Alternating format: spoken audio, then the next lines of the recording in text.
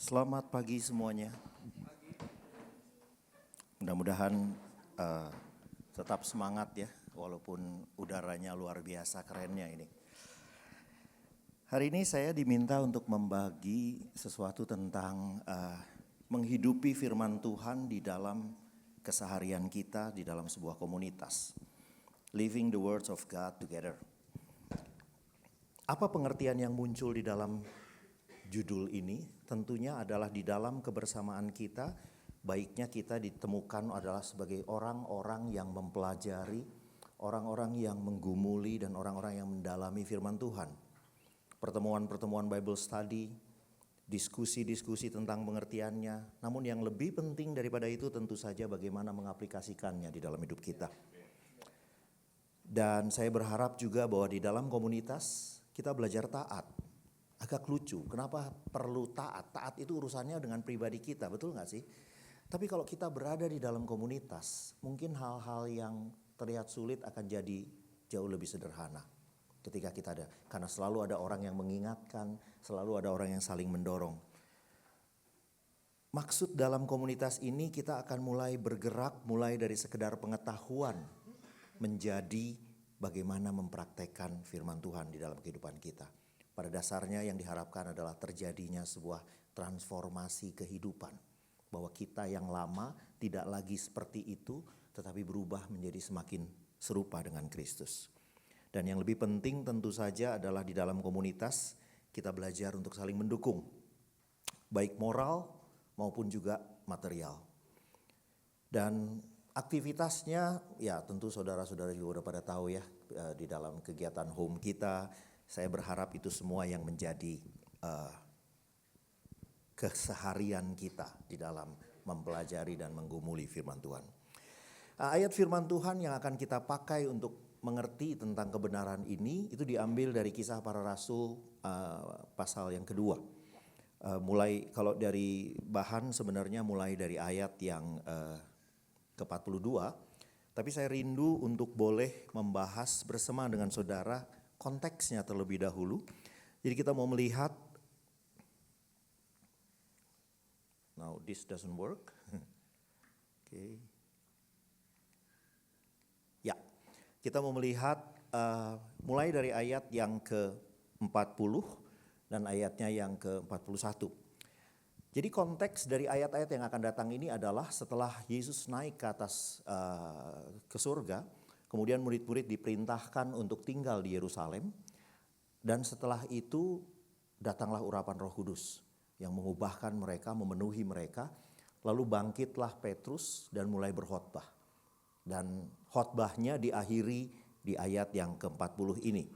Dan dengan banyak perkataan lain, ia, Petrus, memberi suatu kesaksian yang sungguh-sungguh. Dan Petrus mengecam dan menasehati mereka. Perhatikan ya, jadi khotbah Petrus tidak hanya berupa nasihat-nasihat yang positif, nasihat-nasihat yang baik, namun ia juga mengecam kehidupan orang-orang pada saat itu.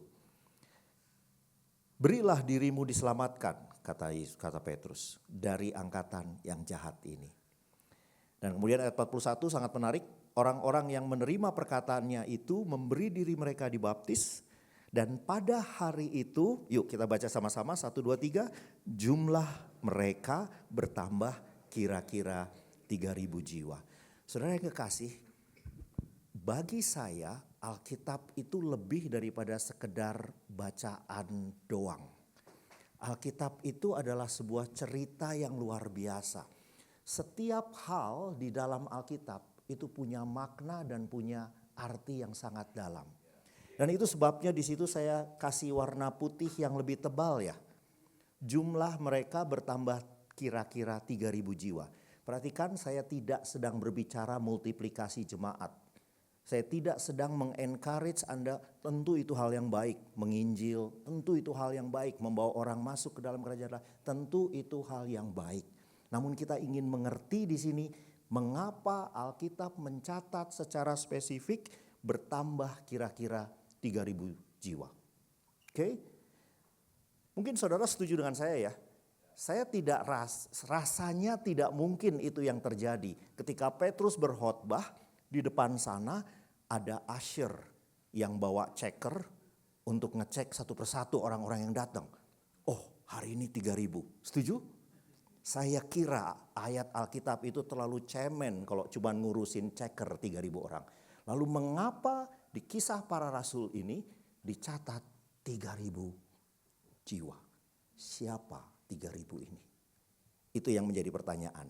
Dan saya ingin bawa saudara berjalan-jalan dalam keindahan Alkitab yang saya beri judul The Tragedy of the Old Covenant versus the New Covenant. Dan saudara lihat di tengah-tengah gambar ada apa yang menyala? Salib. Ada salib di situ. Saliblah yang mengubah Old Covenant yang menjadi tragedi bagi kita semua menjadi the New Covenant. Oke saudaraku, dan gak ada tempat yang lebih indah memulainya daripada Yeremia pasal yang 31 ayatnya yang ke-31 sampai 34. Kita mulai dari 2 ayat yang pertama. Sesungguhnya akan datang waktunya, demikianlah firman Tuhan. Aku akan mengadakan perjanjian baru dengan kaum Israel dan kaum Yehuda. Siapa mereka? Kaum Israel dan kaum Yehuda. Kalau saudara baca sejarah Alkitab, di situ saudara tahu bahwa pada suatu saat bangsa Israel terbagi 2. Menjadi bangsa Yehuda dan bangsa Israel. Perpecahan 10 suku dan 2 suku seperti itu. Yang menjadi kerajaan utara itu Yehuda dan kerajaan atau kebalik. Kerajaan utara itu Israel dan kerajaan selatan itu adalah Yehuda. Jadi jelas dalam hal ini Alkitab menjadi saksi bahwa Yeremia menulis ini pada zaman pembuangan. Setelah semuanya ini terjadi, setelah kerajaan Israel itu terbagi 2. Jadi bukan jauh-jauh hari sebelumnya, tetapi pada zaman pembuangan. Ya, lalu dikatakan di situ apa? Yuk, saya ulang ya, satu hal yang perlu Anda catat di situ. Nggak usah dicatat sih, nanti saya kasih tahu juga. Aku akan mengadakan perjanjian baru. Saudara, nggak mungkin ada perjanjian baru kalau nggak ada yang lama. Setuju? Nggak, doesn't make sense. Kita bilang this is a new one kalau kita nggak pernah punya yang old one. Nah di sini jelas Yeremia sedang memprovokasi pembacanya untuk mengerti tentang perjanjian baru. Dan dikatakan dikontraskan dengan perjanjian yang lama. Dengan kata bukan seperti perjanjian yang telah kuadakan dengan nenek moyang mereka. Pada waktu aku memegang tangan mereka untuk membawa mereka keluar dari tanah Mesir. Jadi perjanjian yang lama bicara apa? Perjalanan bangsa Israel keluar dari Mesir. Oke? Perjanjian yang muncul setelah itu. 10 perintah Tuhan. Kitab Taurat. Dan selanjutnya hukum-hukum yang diberikan kepada bangsa Israel setelah mereka keluar dari tanah Mesir. Ada tulisan bold lagi di situ, apa katanya? Yang putih bold, telah mereka ingkari. Siapa mereka? Cari konteksnya. Nenek moyang bangsa itu ya, yang keluar dari tanah Mesir itu, merekalah yang telah mengingkarinya. Meskipun kata Tuhan, aku Tuhan huruf besar menjadi Tuhan yang berkuasa atas mereka. Nah Tuhan yang berkuasa atas mereka saya tulis dengan tinta merah. Karena itu yang pertama ingin saya bahas dengan saudara. Oke? Sebelum kita masuk ke perjanjian yang lama itu. Tuhan yang berkuasa atas mereka. Siapa itu? Kalau di dalam versi King James itu tidak dikatakan sebagai Tuhan. Tapi dikatakan sebagai suami. Wow. Dan dalam bahasa aslinya kata suami itu adalah Baal. Saudara yang kekasih, Baal tidak pernah bicara dewa yang kayak sapi. Baal tidak pernah bicara tentang sosok-sosok yang disembah bangsa Israel. Tapi Baal bicara siapa yang dianggap oleh bangsa Israel sebagai suami mereka. Oke? Ada hal yang penting sekali untuk saudara lihat di sini, yaitu apa? Memang benar Tuhan menghendaki ketaatan dari umatnya. Tetapi bukan ketaatan karena takut akan hukuman. Bukan ketaatan karena mengharapkan berkat. Bukan ketaatan karena perintah. Tetapi di dalam kasih seperti seorang istri kepada suaminya. Yang Allah rindukan adalah dia menjadi suami bagi umat pilihan ini. Itu sebabnya kenapa Yesus selalu bicara bride, mempelai pria dan mempelai wanita. Kamu gerejanya adalah mempelainya. Karena dari sejak semula yang ada di dalam pikirannya adalah ketaatan dalam hubungan kasih yang mesra. Ketaatan yang dilakukan kepada Tuhan bukan karena apa yang kita peroleh. Tapi lebih karena rasa respect dan rasa hormat kita akan sosok yang luar biasa itu. Itu yang dirindukan Tuhan. Itu sebabnya mengapa Tuhan bilang aku cemburu pada ketika mereka menyembah Baal. Karena mereka sedang menjadikan sesuatu yang lain suami mereka.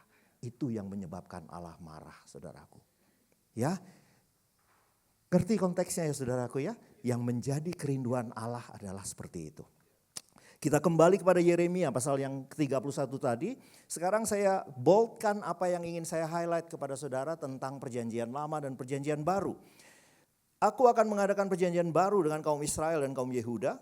Bukan seperti perjanjian yang telah kuadakan bla bla bla dan seterusnya. Dan kalau ayat yang panjang ini saudara izinkan untuk saya trim up. Saya buang hal-hal yang menurut saya nggak terlalu relevan dalam hal ini. Kira-kira ayatnya jadi ini. Aku akan mengadakan perjanjian yang baru dengan kaum Israel dan kaum Yehuda. Bukan seperti perjanjian yang telah kuadakan dengan nenek moyang mereka. Yang telah mereka ingkari. Jadi perjanjian yang Tuhan berikan, siapa yang ingkari? Kita. Kegagalannya bukan ada di Tuhan. Kegagalannya ada di kita. Kayak apa kegagalannya? Saudara, ini bicara tentang 10 perintah Tuhan. Ini bicara tentang hukum Taurat. Hukum Taurat itu ada di Keluaran pasalnya yang ke-20. Dan semua orang tahu ya, yang pertama jangan ada padamu ilah lain bla bla bla ayat 1 pasal 1 hukum yang pertama, lalu hukum yang kedua, ketiga, keempat dan selanjutnya. Jarang sekali dari antara kita yang membaca ayat sebelum 10 itu. Apa itu? Akulah Tuhan Allahmu yang membawa engkau keluar dari tanah Mesir, dari tempat perbudakan. Allah seperti bilang, aku membebaskan kamu dari perbudakan. Now I deserve your love. Sekarang aku demand your love. Ngerti saudara? Hubungan selalu yang menjadi tujuan Allah ketika dia mendekati manusia. Kalau saudara nanti membaca Alkitab, saudara menemukan kata Tuhan dengan huruf kapital semua, maka dalam bahasa aslinya itu adalah Yahweh. Nama Allah, pribadi Allah. Jadi dalam ayat ini dia sedang bilang aku, pribadi Allah, Yahweh adalah Allahmu.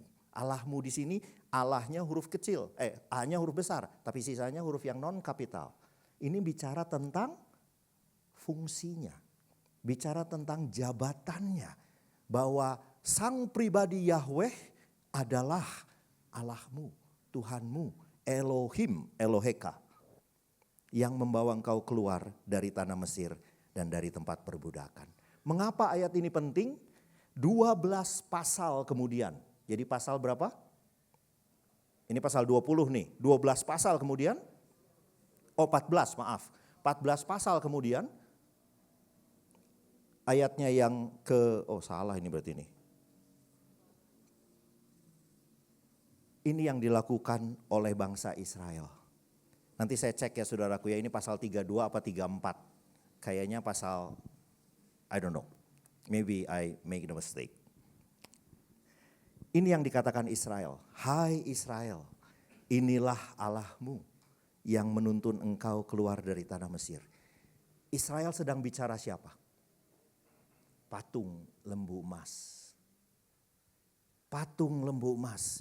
Di pasalnya yang ke-20 dikatakan akulah Allahmu yang mengeluarkan engkau dari Mesir. Tapi apa tanggapan Israel? Ini lembu emas ini yang membawa aku keluar dari Mesir. That's why God is so angry. God is so angry. Tuhan begitu marah. Apa yang terjadi kalau Pastor Surya pulang ke rumah membawa semua dan mengeluarkan Lani dari belitan masalahnya. Lalu tiba-tiba Lani bilang, tetanggaku yang membawaku keluar dari kesulitan ini. How do you feel then? Jealous, angry, furious, isn't it? Aku yang mengeluarkan kamu dari ini. Dan mereka bilang, patung lembu emas ini yang mengeluarkan. Itulah pengkhianatan bangsa Israel. Oh, itu mungkin terjadi puluhan tahun kemudian. No. Bangsa Israel duduk di sana, Musa naik, Musa dapat 10 perintah, dia turun lagi, dia cerita sama bangsa Israel, dia pergi lagi, dia naik. Belum genap 2 minggu barangkali, no 40 hari. 40 hari dia ada di atas sana, belum genap 1 tahun. Musa turun dan melihat kita sudah menyangkali perjanjian tersebut. That's how good we are with covenant, ladies and gentlemen. Tuhan mengikatkan covenant-Nya dengan kita dan dia setia sampai hari ini. Kita gak pernah setia. Kita gak pernah setia. Di situ kenapa Yeremia bilang perjanjian itu sudah kamu ingkari. Dan kalau perjanjian itu sudah kita ingkari apa? Batal ya. Batal ya. Lalu apa yang menyelamatkan kita? Kesetiaan Allah. Saudara tahu dampaknya apa? Ngeri dampaknya. Keluaran masih di ayat yang ke-27 dan ke-28.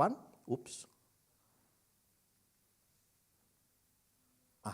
No. Oh. I'm missing a page. Oke. Di ayat yang ke-27 dan 28 dikatakan seperti ini. Berkatalah ia, Musa kepada mereka, beginilah firman Tuhan Allah Israel. Baiklah kamu masing-masing mengikatkan pedangnya pada pinggangnya dan berjalan kian kemari melalui perkemahan itu dari pintu gerbang ke pintu gerbang. Dan biarlah masing-masing membunuh saudaranya dan temannya dan tetangganya. Saudara heran kenapa banyak peristiwa-peristiwa biadab yang terjadi pada zaman ini? Dan kemudian kita mempertanyakan Tuhan. Kalau Tuhan ada, kenapa dia membiarkan hal-hal yang buruk seperti ini terjadi? No, because we don't play our part in the covenant. Waktu kita gagal menjalankan bagian kita dalam perjanjian itu, hell break loose. Itu yang menyebabkan ayah bunuh anaknya, anak bunuh ayahnya. Kekacauan di dunia ini. Dan itu diperlihatkan di sana. Saudara yang kekasih. Ayat 28 dikatakan Bani Lewi melakukan seperti yang dikatakan Musa. Dan pada hari itu tewaslah kira-kira 3.000 orang. Wow. Wow. 1.500 tahun yang lalu 3.000 orang tewas karena ketidaktaatan manusia. Perjanjian yang lama ditandai dengan pengkhianatan kita dan matinya 3.000 orang. Perjanjian yang baru ditandai dengan ketaatan 1 orang manusia. Dan lahir barunya 3.000 orang ke dalam kerajaan Allah. Itu 3.000 orang di Kisah Para Rasul. Allah sedang bilang, I'm going to save you. Those who were killed because of your inability to keep your promise. I will raise. My God. Luar biasa enggak sih Tuhan kita? Luar biasa enggak sih Tuhan kita? 3.000 tercabut nyawanya karena ketidaksetiaan kita. 3.000 dimenangkan ke dalam kerajaan Allah. Karena kesetiaan seorang manusia, Yesus Kristus. Wow. Ayat 33 dan 34 dari kitab Yeremia. Beginilah perjanjian yang kuadakan, perjanjian baru yang akan kuadakan dengan kaum Israel sesudah itu. Aku akan menaruhkan Tauratku di dalam batin mereka. Dan akan menuliskannya di dalam hati mereka. Maka aku akan menjadi Allah mereka dan mereka akan menjadi umatku. Wow. Baca sama-sama yuk yang berikutnya dengan saya. 1, 2, 3. Dan tidak usah lagi orang mengajar sesamanya atau mengajar saudaranya dengan mengatakan kenalah Tuhan. Sebab mereka semua besar kecil akan mengenal aku. Ini bukan ayat anti penginjilan ya. Ini bukan ayat yang bilang kamu gak usah saling menegur ya. Enggak.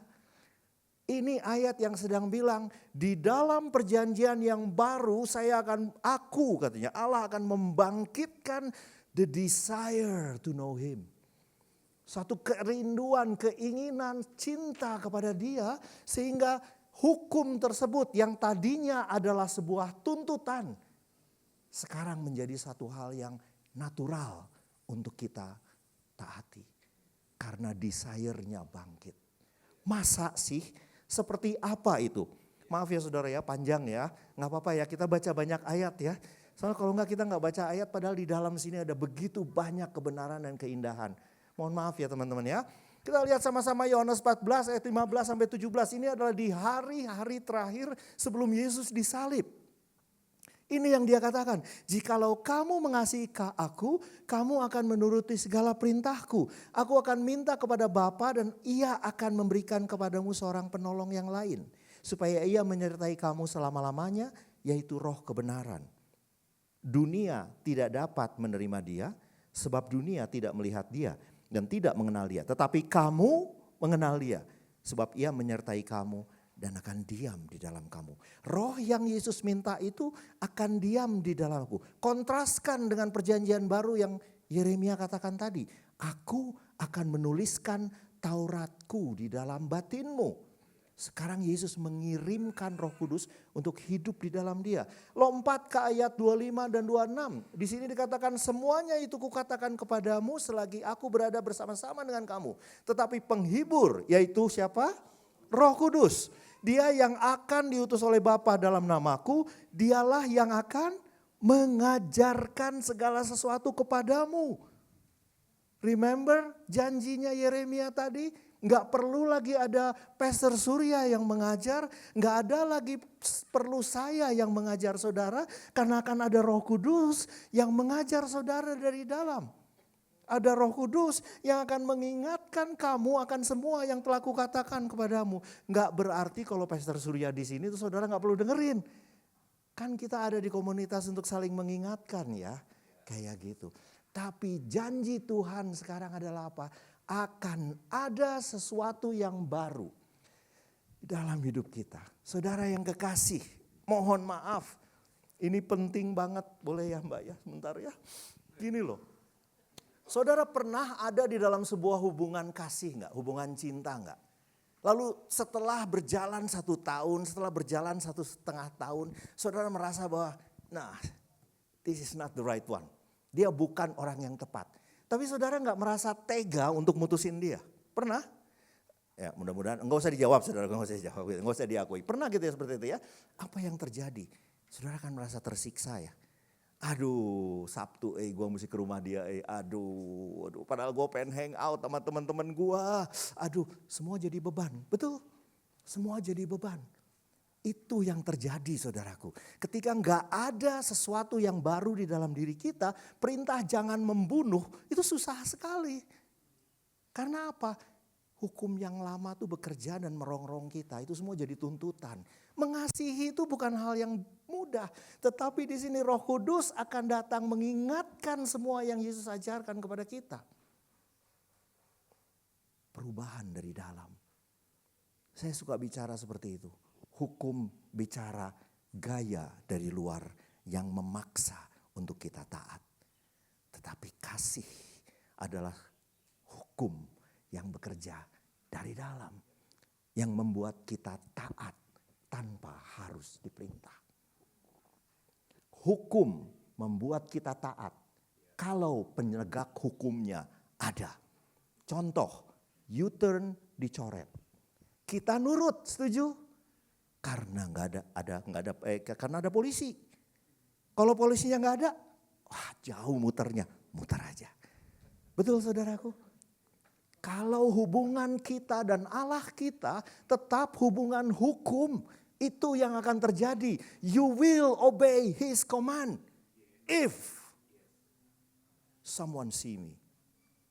But deep dark in my room while no one see me. Hey, this is my life. Apalagi yang saudara tuai ketika saudara punya hubungan yang tidak lagi diinginkan. Saudara akan minimalis. Ya toh, datang, lakukan apa yang dia minta. Nih, udah selesai apa? Stay out of my life. Jangan ganggu. Dan itulah yang dilakukan bangsa Israel kepada Tuhan. Bangsa Israel bilang sama Musa, Musa, lu aja yang, enggak pakai lu gua sih ya, tapi gitu. Lu aja yang pergi sama Tuhan, lu ngomong sama Tuhan, lu tanya Tuhan maunya apa. Setelah itu kasih tahu kami dan kami akan lakukan. And then stay out of our life. Let me live my life. Itu yang terjadi. Benar enggak saudaraku? Kan saya udah ke gereja ya Koronia. Udah perpuluhan. Melayani, udah itu. Habis itu apa? Bisnis gimana gua dong? Bukankah itu yang terjadi dalam hidup kita? Karena hubungan kita dengan Tuhan kita adalah hukum dan orang yang terhukum. That's never the intention of God. God yang ada di kepala Tuhan adalah hubungan dalam kasih. Di mana kamu mau nurut, kamu mau mengasihi because you love me. Itu yang dirindukan Tuhan. Ngerti ya saudaraku ya? Dalam konteks ini mari kita pelajari kisah para rasul. By the way waktu saya tinggal berapa lama? Ini masih panjang ini. 5 menit lagi serius. Boleh gak saudara teman-teman gak apa-apa ya. Ada makanan banyak nanti bisa kita fellowshipnya lebih panjang gitu saudaraku ya. Mohon maaf gitu. Sayang banget gitu kita udah ini. Kisah para rasul 2 ayat yang 42 sampai 43 dikatakan mereka bertekun dalam pengajaran rasul-rasul dan dalam persekutuan. Penting sekali. Dan mereka selalu berkumpul untuk memecahkan roti dan berdoa. Maka ketakutanlah mereka semua sedang rasul-rasul itu mengadakan mujizat dan tanda. Saudara, saya bold kata apa itu? Dalam persekutuan. Kekristenan sejak mula-mula adalah kehidupan di dalam persekutuan. Di dalam komunitas. Ketaatan itu lebih masuk akal jika dihidupi di dalam komunitas. Karena ada teman-teman yang saling. Begitu saya capek, ada bebop di sini yang bilang, come on, dikit lagi, ayo, a few more miles to go, come on, let's go. Begitu saya mulai meragukan kebaikan Tuhan karena udah diet nggak kurus-kurus, misalkan gitu, ya. Ada orang-orang yang mengingatkan saya untuk bilang, masa sih Tuhan seperti itu? Ada orang yang membagikan hidupnya, itu gunanya komunitas. Tapi hati-hati, kalau komunitas bisa menjaga kita tetap berada bersama dengan Tuhan, komunitas juga bisa menarik kita keluar dari sana. Perhatikan komunitas di mana kita berada. Apakah ada saling menegur di sana? Dan yang lebih penting, apakah ada firman Tuhan di sana? Kalau komunitas saya nggak ada firman Tuhan, saudara sedang buang-buang waktu. Saudara sedang merasa bahwa saya sedang ada di gereja, sedang dibawa kepada Tuhan. Enggak, dibawa ke tempat lain, enggak tahu apa itu. Ngerti saudaraku? Jadi jangan tinggalkan komunitas karena saya enggak suka sama Lucia misalkan. Oh dia ada di komunitas saya enggak suka sama dia, saya tinggalkan komunitas. Bodoh. Tinggalkan komunitas itu karena komunitas itu tidak pernah bicara firman Tuhan. Tinggalkan komunitas itu, kalau komunitas itu isinya cuman hangout, makan-makan bersama, and that's it. Komunitas yang kayak itu bukan komunitas Kristen. Catat balik lagi tuh, mereka bertekun dalam pengajaran rasul-rasul dan dalam persekutuan. Jadi di dalam persekutuan apa yang harus saudara lakukan? Pengajaran rasul-rasul. Bertekun di dalamnya, gumuli itu, belajar itu. Apa yang harus saya pelajari? Ngerti ya saudaraku ya? Sebelum saya dimarahi sama IO, kita cepat. Ayat 44 sampai 45 dikatakan dan semua orang yang telah menjadi percaya tetap bersatu, tetap ada di dalam komunitas. Dan segala kepunyaan mereka adalah kepunyaan bersama. Saya yakin banget beberapa dari antara kita mulai mengernyitkan kening dalam hal ini. Wait, I work hard for this bloody thing, right? No, kepunyaan mereka adalah menjadi kepunyaan mereka. Dan selalu ada dari mereka yang menjual harta miliknya lalu membagi-bagikannya kepada semua orang sesuai dengan keperluan masing-masing. Saudara, saya tidak menganjurkan saudara untuk melakukan hal ini ya. Enggak gitu. Tapi apa? Jangan egois. Yuk mulai perhatikan saudara-saudara kita yang membutuhkan. Tuhan berkati saya bukan hanya supaya saya tambah gemuk. Ntar kalau saya tambah gemuk peti matinya juga susah nyarinya saudaraku. Ya kasihan anak saya nanti. Enggak, Tuhan berkati saya supaya saya memberkati orang lain. Saudara yang kekasih, saya lupa minta dipersiapkan tapi nggak apa-apa ya. Saudara bayangkan saya punya sebuah gelas kecil yang saya taruh di sini. Gelas kecil sekali, oke? Kemudian ambil sebuah botol yang besar dan isi gelas kecil itu dengan air. Itu yang Tuhan akan lakukan pada hidup saudara. Perhatikan di sepanjang Alkitab. Setiap kali Tuhan kasih kita misi, dia berkati terlebih dahulu. Selalu. Kejadian 1, sebelum perintah datang, penuhi bumi dan bla bla bla bla, Allah selalu berkati. Nuh, bla bla bla, sebelum perintah datang, Allah memberkati mereka. Always. Don't fight for blessing. Tuhan tahu memberkati kamu. Amin. Jadi gelas kosong itu ditaruh di tengah-tengah masyarakat, kemudian diisi Tuhan dengan berkat. Nikmati sampai penuh. Dan akan luber keluar. Dan yang luber keluar itulah berkat bagi masyarakat. Yang salah di antara kita apa? Kita ganti gelas kecilnya jadi gelas lebih besar. Dan waktu penuh lagi kita ganti gelas besar itu dengan baskom.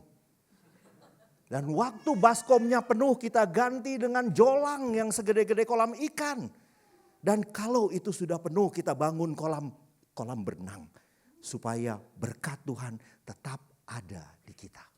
Gak pernah jadi berkat buat orang lain. Bukan itu intensi Tuhan dari awal. Jangan takut dengan berkat dan kehidupanmu. Tuhan akan memenuhinya. Tapi izinkan orang-orang di sekitarmu juga menikmatinya. That's why God bless us. Amin. Amin.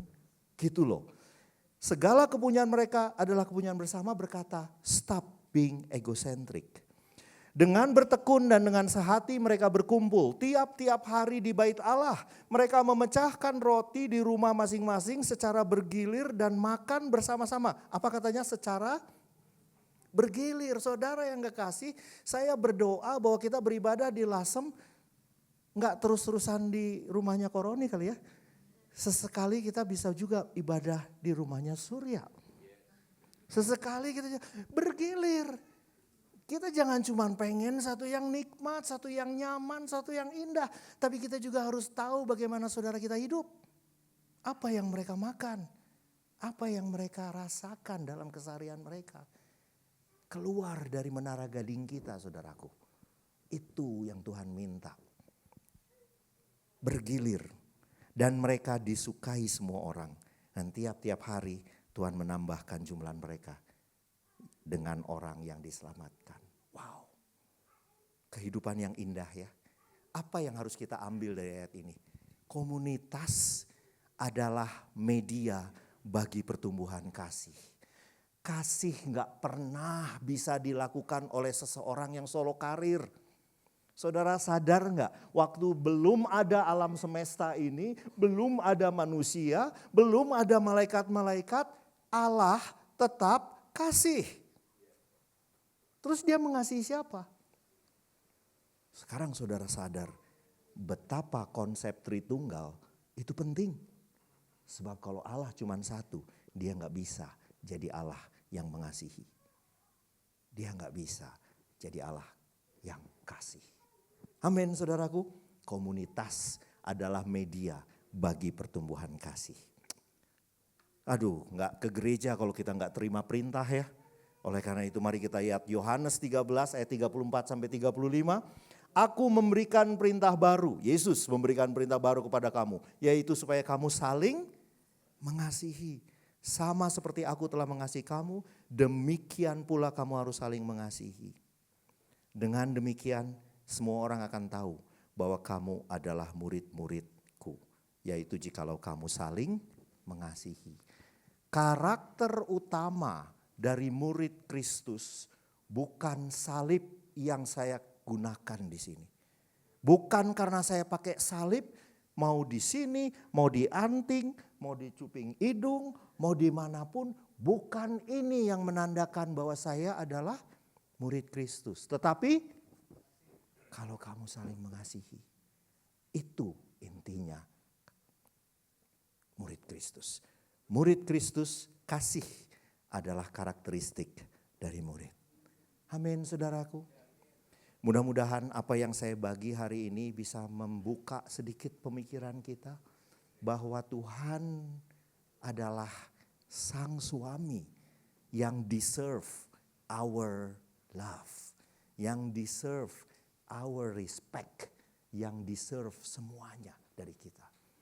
Dan ketaatan di dalam hubungan itulah yang ia rindukan sejak day one dari perjanjian itu. Jangan taat karena berharap yang lain. Jangan taat karena saudara takut. Saudara yang kekasih, saya berharap dengan apa yang saya perlihatkan kepada saudara bisa meyakinkan bahwa Alkitab kita itu memang luar biasa. Tidak ada satu kata apapun yang Tuhan tulis di sana dengan percuma. 3.000 jiwa, jelas 3.000 jiwa. 3.000-nya matching di sana. Dan ada banyak sekali hal-hal seperti itu. Kenapa Yesus dijual 30 keping uang perak? Ada di perjanjian. Dan kalau saudara lihat ke perjanjian lama, jelas kenapa seperti itu. Begitu indahnya Alkitab kita. Jangan lewatkan kesempatan. Ini lebih menarik daripada Harry Potter jilid ke-8. Ini lebih menarik daripada segala suatu sains apapun. And trust me, I know that. Lebih menarik dari sains apapun. Yang bisa bertahan ribuan tahun dalam konsep yang sama. Baca. Dan ini yang menjadi doa saya. Yuk kita baca sama-sama yuk. Hendaklah perkataan Kristus diam dalam segala kekayaannya di antara kamu. Sehingga kamu dengan segala hikmat mengajar, menegur seorang akan yang lain. Dan sambil menyanyikan mazmur, puji-pujian dan nyanyian rohani, kamu mengucap syukur kepada Allah di dalam hatimu. Bagaimana mengucap syukur ketika hidup kita susah?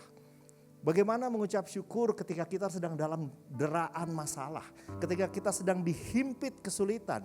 Ketika kita sedang mengalami banyak-banyak percobaan? Bersyukurlah karena sang suami kita, Allah yang luar biasa itu, telah menyerahkan nyawanya buat kita. Supaya kita beroleh itu. Bersyukurlah karena Yesus setelah selesai menyerahkan nyawanya, ia pergi kepada Bapa dan meminta kepada Bapa untuk memberikan Roh Kudus itu diam di dalam hidup kita. Dan karena Roh Kudus ada di dalam kita, kita bisa taat. Dan karena Roh Kudus ada di dalam kita, kita bisa mengasihi Allah. Dan karena Roh Kudus ada, kita bisa mengasihi orang-orang yang menurut kita sebelumnya tidak layak untuk dikasihi. Bersyukurlah, bukan hanya Allah memberikan perjanjiannya. Bersyukurlah karena Allah sendiri juga menebus kita dari belenggu perbudakan. Dan karena Allah sendiri juga, yaitu Allah Roh Kudus, diam di dalam kita dan membuat kita menghidupi hukum itu.